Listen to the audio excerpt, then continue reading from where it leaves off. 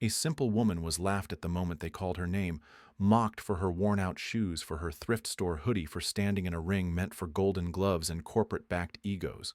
They called her filler, charity case. One fighter said if she landed a single clean punch, he'd retire on the spot. And then she stepped into the ring, said nothing, and 43 seconds later dropped the undefeated champion with a single liver shot that left the gym breathless. The live stream froze. The crowd fell silent, and the gym director stepped forward and handed her the check.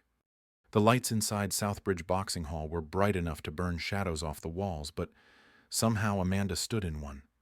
She was at the edge of the room, rewrapping her hands beneath a peeling fight poster, while the rest of the gym leaned into the ring like it was a concert. She hadn't asked for the main event slot. She hadn't asked to be watched. The trainers had already started in. "Is this a joke?" entry one said. "She looks like a school nurse who took a wrong turn." Laughter echoed across the floor, bouncing off the digital monitors. A live-stream comment bar blinked above the cage wild card round Grant match. She hadn't written her name in that bracket? It had been moved. Darren Locke paced the far side of the ring, muscles glistening under his warm-up jacket, jaw clenched for the camera flashes. He was Southbridge's undefeated heavyweight, a man who trained on sponsors and sleep cycles optimized by science. He shot her a glance, amused, dismissive. The crowd took their cue and started filming. Amanda stood still. She didn't stretch or bounce. She adjusted the strap on her mouthguard case and slid it into her hoodie pocket. Her gloves were the same ones she'd used in a community center years ago, just darker, now, quieter. She said nothing. Behind her, two fighters pantomimed a slow-motion collapse. "She's gonna faint before the bell," one of them joked, fake stumbling into a locker. Another zoomed in with his phone, muttering, "This one's going viral." Amanda's name was already trending on the gym's internal app. A trainer tossed her a gym-issued mouthguard with a sneer. "Keep that in, sweetheart. Wouldn't want to lose your only tooth." She caught it, checked the fit, and nodded once. It didn't sit right, but none of this did. The ring announcer's voice crackled over the speaker system. "And in the final round for the open ring, Grant, we welcome Amanda Bell." The sarcasm was baked into the silence between each syllable. Phones lifted. Someone booed, drawing laughter. Amanda stepped forward, her shoes whispering across the scuffed mats. She passed the chalk line, climbed the apron, and ducked under the top rope. No one offered her a corner towel. No one clapped. She didn't look up. As she reached the corner, the noise around her reached full volume. Laughs, shouts, bets shouted across the gym floor. Amanda dropped her hoodie, hung it on the post, and waited. She hadn't come to fight for their attention. She had come to win something more important than pride. Southbridge Boxing Hall sat 2 blocks off the freeway but felt like a fortress. The windows were blacked out with mirrored film, and the entry door buzzed open only after your name matched a registration code. Inside, the place reeked of ambition and liniment, the kind of sweat that didn't wash out. Neon strips traced the baseboards, in hard red the walls painted with slogans like, "No luck, just blood." It wasn't just a gym, it was a brand. Southbridge streamed every sparring match, every Grant challenge, every high-heat bout to a subscriber base of over 30,000. Fights were clipped and captioned, pushed to sponsors, reshared by influencers. Even the training rounds were filmed, edited, and packaged like product launches. Fighters didn't just box here. They performed. The gym favored boldness, storylines, and marketable rage. A quiet name on a form didn't carry weight. Amanda had walked in quietly a week before the event. She'd filled out the digital entry on a public computer at the downtown library, printing her waiver form with a quiet urgency that no one would see. Her entry had been clean, legal, and on time. She submitted it without a coach, without a corner, without fanfare. The Open Ring Grant was promoted as a community uplift project. Southbridge claimed the winner would earn $25,000 for any charitable cause, school programs, medical needs, re-entry support. The gym advertised it as heart-meeting muscle, a collision of grit and goodwill. But everyone inside knew what it really was. It was a spectacle, a monthly bloodletting for online audiences. The money was real, but the path to it was built for cruelty. Amanda had entered with no backstory to sell and no camera-ready rage. She'd trained alone in quiet corners, wrapped her own hands, shadowboxed between heavyweights without interrupting their footage. She watched without speaking, learned the layout tracked the staff movements. Her name on the bracket went unnoticed at first. No tags, no buzz, no curated fight clips. Then, a name dropped out. One of the semi-finalists pulled due to a rotator tear, and the board had to shift. That's when Reese moved. He was a staff trainer and former bantamweight with a clipboard that followed him like law. He approached the bracket with a red marker and a dry smile. "Let's keep it fair," he said. Amanda's name slid from the outer round directly into the final pairing. It looked procedural on the chart, technically just a reshuffle, but every coach and contender in the room knew it for what it was. It was bait. The man she was now set to face was Darren Locke, 6'3" reigning Southbridge champion known for knockouts that made highlight reels by breakfast. He trained shirtless, sparred loud, and had sponsors in his DMs before every live stream. Amanda had never been mentioned in the same breath as Locke until now. The bracket board stood mounted near the front desk, glossy and backlit. Darren's name had been circled in gold ink. Amanda's had no circle, no fanfare, just black marker in quiet caps. Her name looked like a misprint. Flyers went up 2 hours later. A final match teaser, local legend versus mystery opponent. They used a photo of Darren in full roar. For Amanda, they used nothing. She saw the change that evening, stood in front of the board with her drawstring bag still slung over one shoulder. No reaction. Just a pause, one hand in her hoodie pocket. Then she turned and walked toward the back wall for hand wraps. No one said anything to her face. Not Reese, not the coaches, not the kid printing the flyers. But the message was clear: she wasn't a fighter. She was a foil.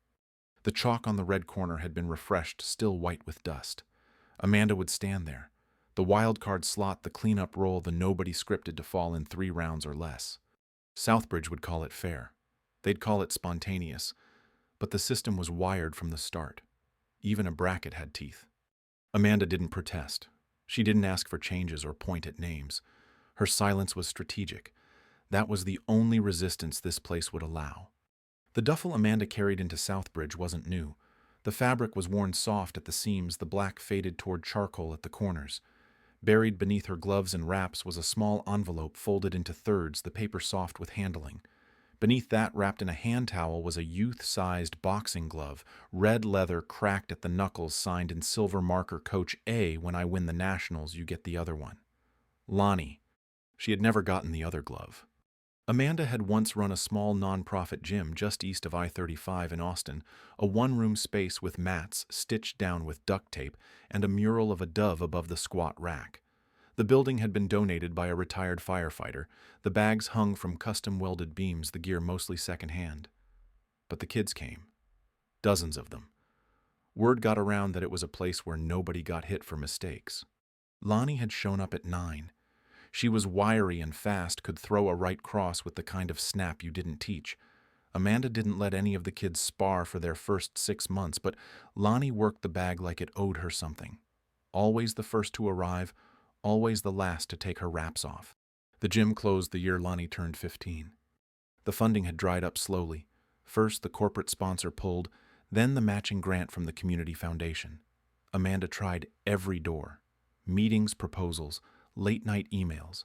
But when the city approved a new zoning proposal and raised the rent on the property, the landlord had no choice. They packed the place in silence. Kids came to help. Amanda kept the gloves. She told herself she'd find another space. She never did. She found out about the surgery 3 months ago. Lonnie's mother had called voice-tight, uncertain, like she wasn't sure the number still worked. Lonnie had started losing balance after school, veering when she walked. They thought it was a pinched nerve. It wasn't. The diagnosis came fast. Spinal instability caused by a rare congenital defect. The surgeon's estimate sat folded now between a sweat towel and a water bottle in Amanda's bag, $31, $480 due within 60 days. The insurance wouldn't cover it. Amanda had promised to help. She didn't say how. There were no more grants, no new sponsors. Amanda's savings were gone. She'd spent them trying to keep the gym open. She worked night shifts at a packaging facility, now sorting boxes under yellow floodlights, just enough to cover rent. She had no stage, no platform, no audience.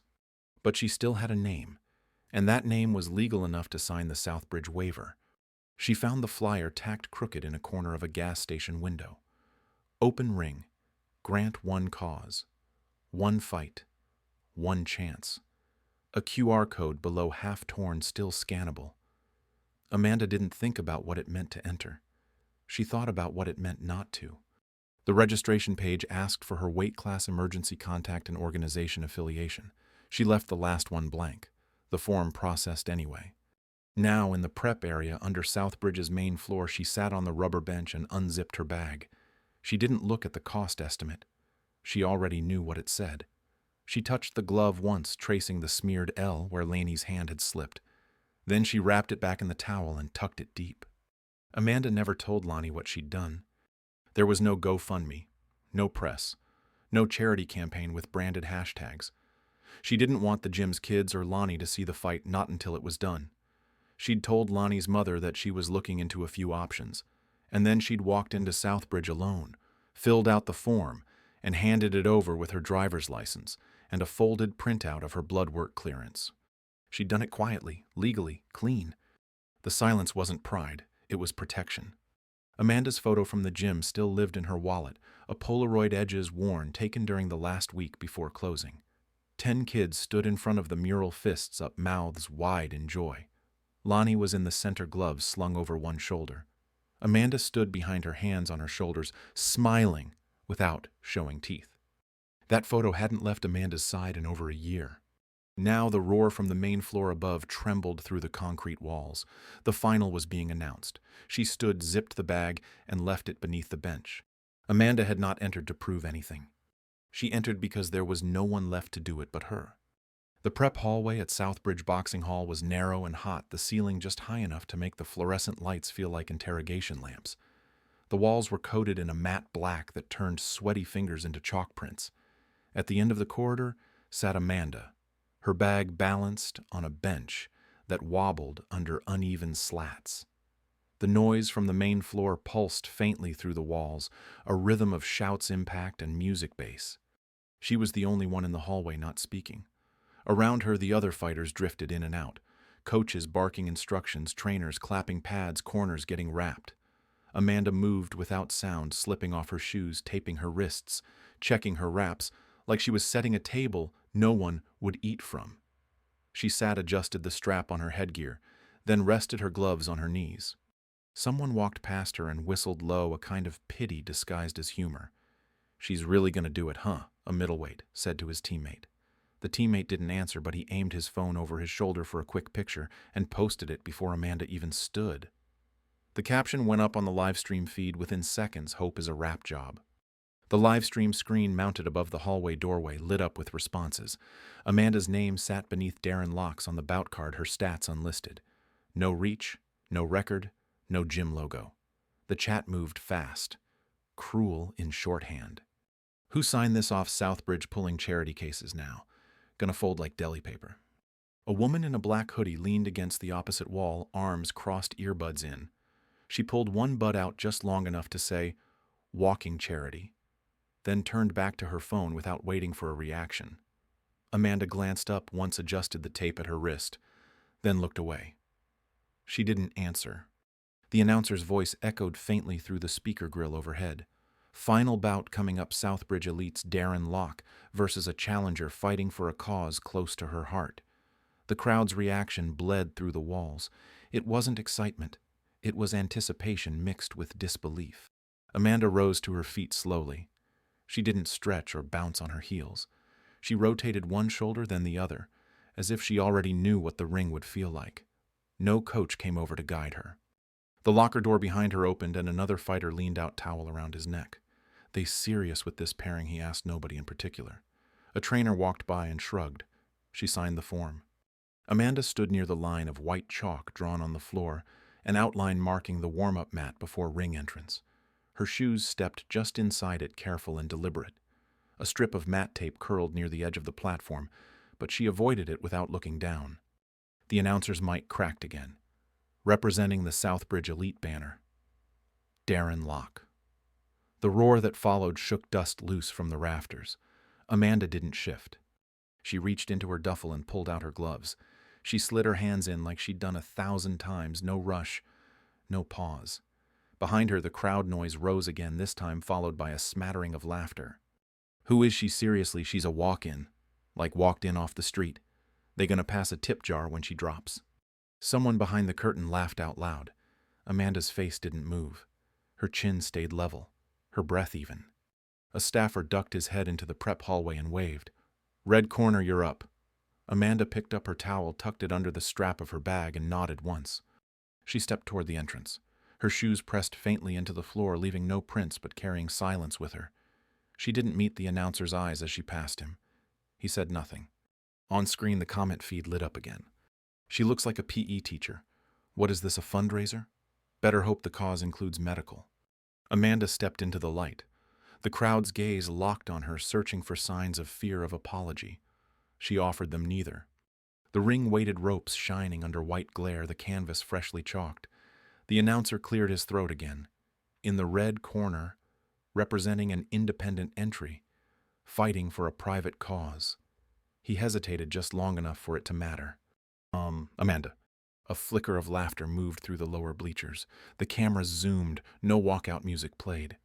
Amanda climbed the steps, ducked between the ropes, and entered the ring. Her shoes crossed the chalk border on the mat like a line being drawn. She walked to the red corner, checked her spacing, and stood ready. The other corner stirred. Locke bounced in place, pointing at her with one gloved hand and laughing loud enough for the livestream mic to catch it. "This is who I'm fighting." No one answered him. Amanda didn't blink. Above the ring, the scrolling comments changed tone again. "Dead air. Hope she brought a will. She's got 40 seconds max." Amanda stood still. The bell hadn't rung yet. The noise pressed down from every angle, thick with certainty. Her gloves were set. Her posture was quiet. Her silence was the only thing that hadn't flinched. The ring had its own noise. Not the crowd, not the announcers, but the small, constant language of movement ropes, creaking gloves, tapping sneakers, adjusting on canvas. Amanda stepped forward from the red corner with her stance already set. Her feet found balance without hesitation, the ball of each foot pressing into the mat just enough to read its give. Darren Locke made his entrance with a grin so practiced it looked carved. He rolled his shoulders under the spotlight, raised his arms, and motioned toward the crowd like a stage actor hitting his mark. The response from the gallery was instant cheering, whistling fists, pounding railings, as the live stream audience surged online. Up on the screen, viewer comments scrolled fast, some mocking Amanda's posture, others already celebrating her fall. Locke turned back toward her with a laugh that didn't quite mask impatience. "Don't blink, sweetheart. It's gonna be quick." He moved to center ring, bouncing slightly chest-lifted as if performance alone could end the match. Amanda gave no answer. She didn't flinch or speak. Her guard stayed high and compact, left foot forward, elbows tucked, eyes forward. From the outside, she looked still, but every part of her was aligned in motion. The bell rang with a sharp tone. Locke came in fast with a long jab meant to crowd her into the ropes. Amanda stepped right, minimal and precise, her left foot sliding to absorb the space. She didn't strike back, she didn't need to. Locke kept his grin and followed. His second approach was louder, all shoulders and bravado, throwing a looping hook designed to entertain.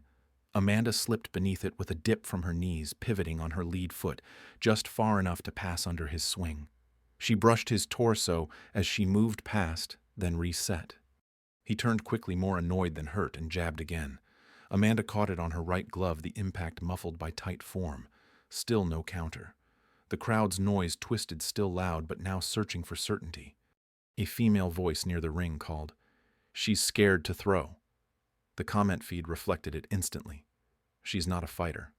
"Come on, Darren. Is this a dance?" Locke widened his stance, jaw, clenched posture, shifting toward frustration. Amanda kept circling.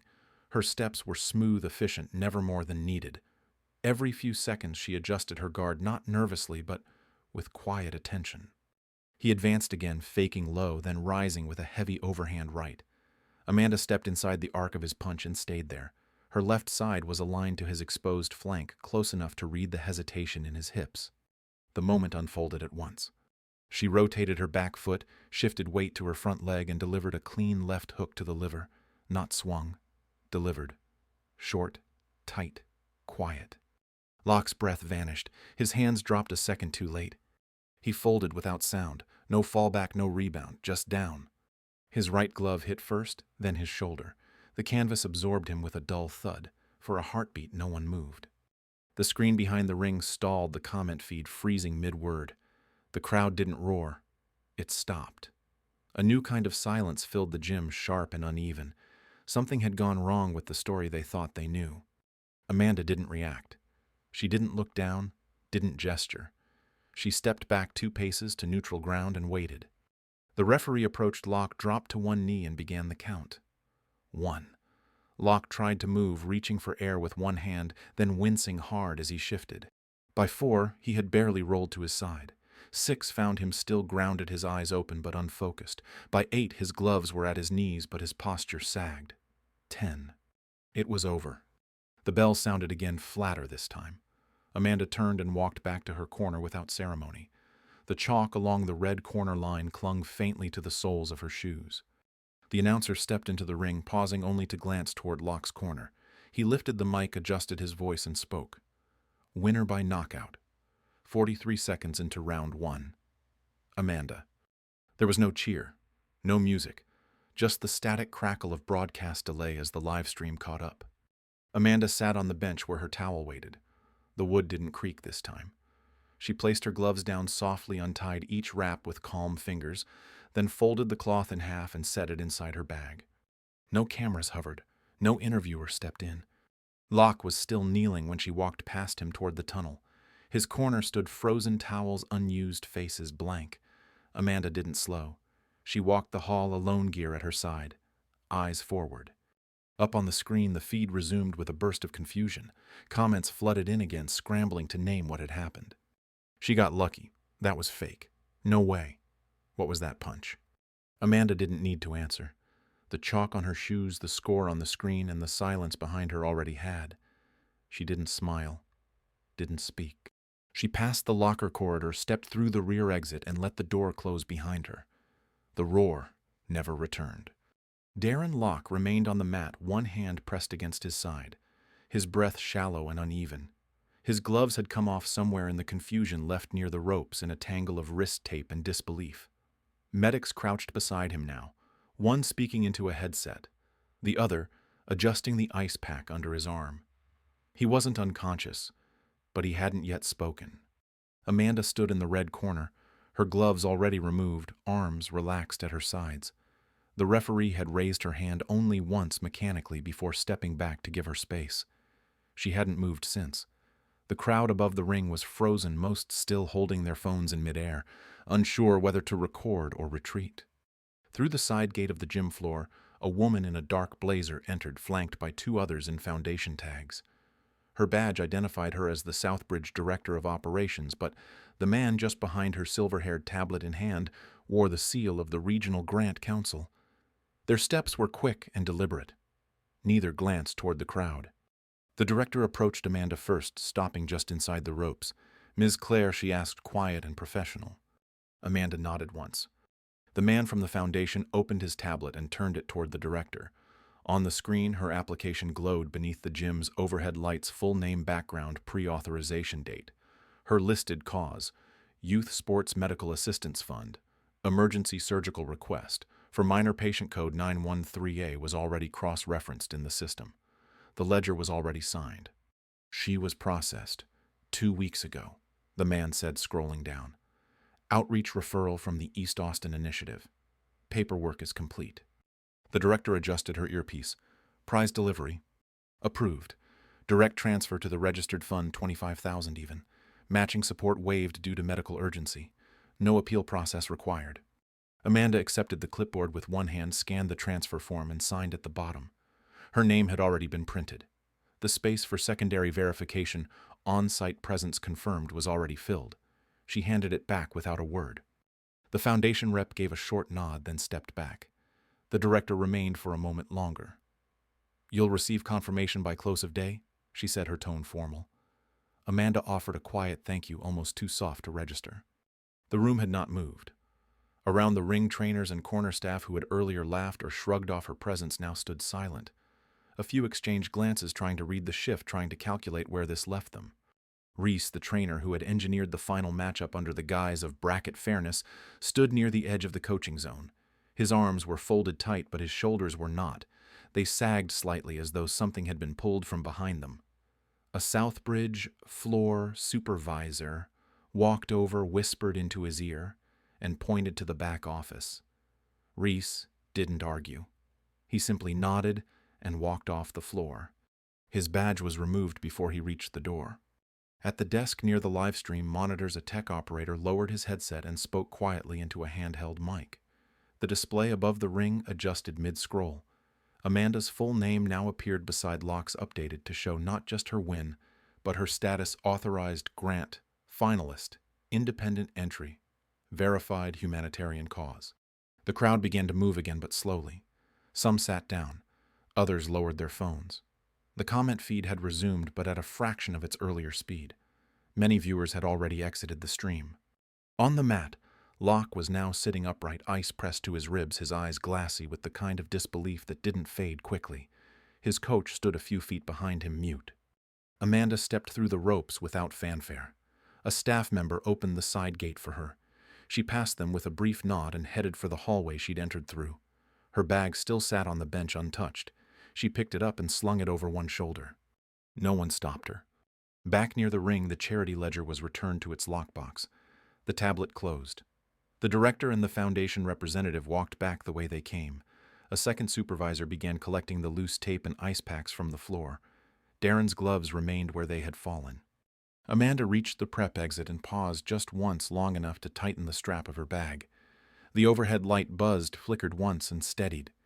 She walked out. Not with victory in her expression, not with triumph.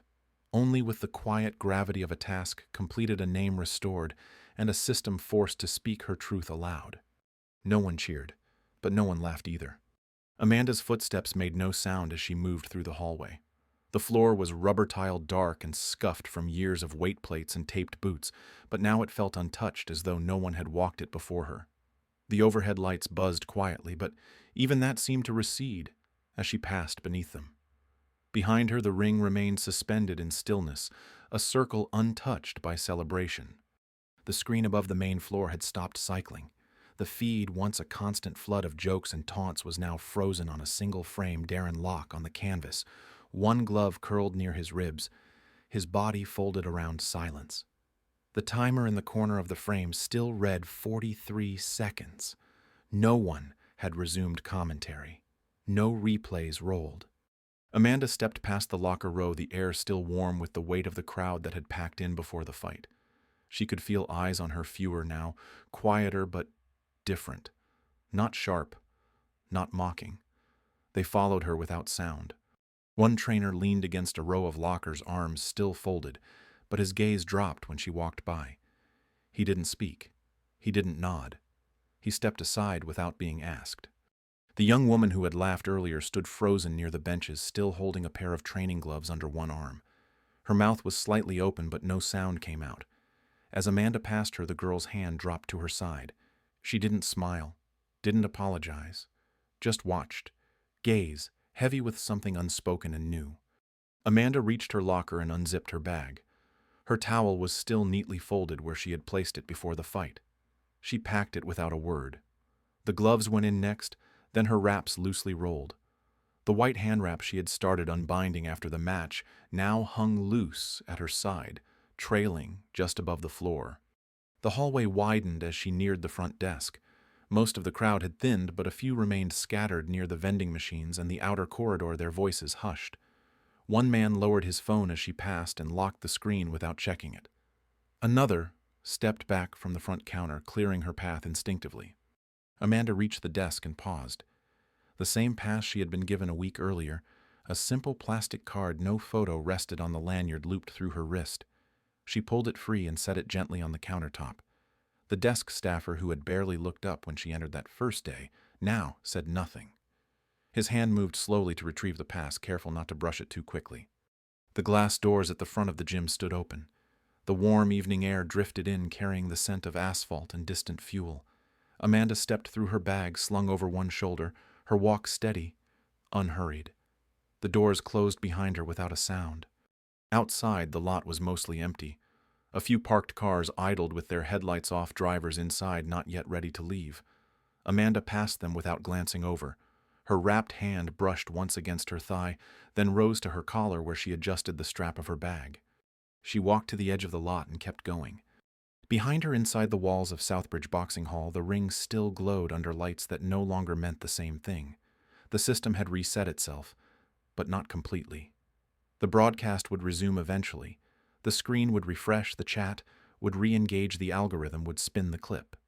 But in that moment, nothing moved. Amanda's footsteps continued down the sidewalk, the sound of the city folding softly around her. She didn't look back. She didn't need to. She had left something behind. Not a challenge, not a victory, not a speech. Just presence etched into silence, stamped into floor dust, lingering in the quiet that followed. No name tag could carry it. No follower count could contain it. She had arrived without fanfare. She left without asking for anything more. But the shape of her dignity remained like a footprint pressed in still clay, enduring, undeniable, and no longer ignored. 2 weeks later, Southbridge Boxing Hall looked the same, but nothing inside felt like it had before. The ring still stood under its banks of white lights. The ropes still gleamed, the mat still bore the faint chalk outlines from weekly sparring drills. Music still played in short loops between rounds, and the treadmills still hummed in the cardio bay. But there was a difference in the way people moved. The trainer who had once rewritten the bracket without question was gone. No announcement, no goodbye post. His name was quietly removed from the schedule, and a new interim coach, young patient, deliberate, now held afternoon mitt drills by the east wall. No one mentioned what had happened. But the boxers, who trained near that side, now kept their wraps a little tighter, their forms a little cleaner. On the bulletin board beside the check-in desk, a new sign-up sheet had been posted. Women's Technique. Fundamentals. First Friday of each month. The first session filled in 2 days. No marketing campaign, no promotional push. Just a clipboard and a pen. Names kept appearing. Inside the front office, above the seating bench where fighters waited for their physicals, a single photo had been framed and mounted. It was a low-resolution screenshot from the club's own live stream archive, grainy, slightly blurred, taken at the exact second Darren Locke collapsed to the mat. Amanda was only visible at the frame's edge, half in motion, face unreadable. Most who passed it didn't speak, but they always looked. Below the photo, a small engraved plaque had been added in brushed silver. It read, "Timing over strength. Always. Nothing else." At the main desk, a copy of the open ring grant ledger now lived in a binder under lock. On its final page, the payout was logged in clean black type, $25,000 transferred to the Youth Sports Medical Assistance Fund. Next to the entry was a hard copy of the invoice stamped in red, "Paid in full." The surgery date was circled. The recipient's initials matched the name on a small thank you card that arrived the following week, addressed simply to the board. No one had seen Amanda return. No one expected to. She hadn't posted. She hadn't responded to media requests. She hadn't registered for future events. But her absence hung like a weather change, something that passed quietly but changed the air. A few of the fighters had started reviewing old footage again, studying the hook, the pivot, the moment everything broke. Some slowed it frame by frame. Others just watched it without analysis, letting the silence of that final second settle inside them. New fighters came in. They signed waivers, took tours, were given gloves. Every now and then one would glance at the photo on the office wall and ask what had happened. The staff would offer a neutral smile, say, "It was one of our best fights," then leave the rest unsaid. There was no banner, no nameplate, no trophy in the case. But the gym now moved differently. People listened longer. They watched more carefully. The silence between rounds felt thicker. The loudest voices were not always at the center anymore. Southbridge had not been rebuilt, but it had been realigned. And when the floors were swept at closing and the lights dimmed over the empty ring, that moment frozen in the photo, half forgotten and mythic, remained. Not as a story about strength, but about precision, timing, purpose, and the simple, quiet fact that someone had walked in, changed everything, and left nothing behind but a better place to stand. She never asked for attention. She never shouted, demanded, or explained. She stepped into a space designed to mock her, stood against a system built to dismiss her, and never lost her center. What she carried was heavier than pride. It was purpose. In a world that measured worth by noise, she moved in silence and proved that strength is not always loud. Amanda's story reminds us that dignity does not need a spotlight. It just needs to hold its ground and leave something better behind. If her journey made you pause, think, or feel something real, take a moment to reflect. Share your thoughts in the comments. And if you believe in stories that reveal quiet power, follow along. More are waiting.